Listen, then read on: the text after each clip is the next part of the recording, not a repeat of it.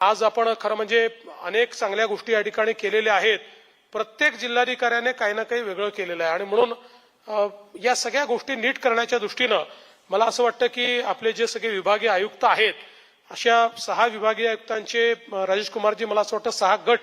हे आपण या ठिकाणी तयार करू आणि यामध्ये जो पहिला गट आहे याच्यामध्ये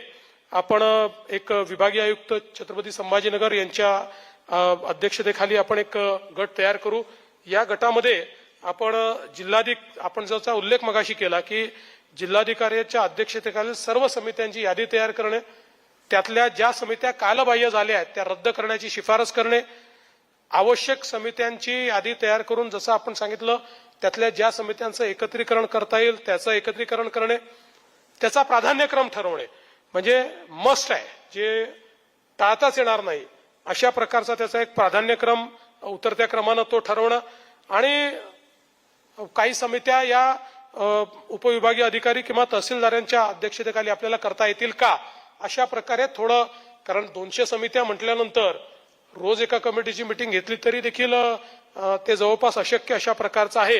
आणि म्हणून या संदर्भात विभागीय आयुक्त छत्रपती संभाजीनगर यांनी एक अभ्यास गटाच्या माध्यमातून काम करायचं आहे.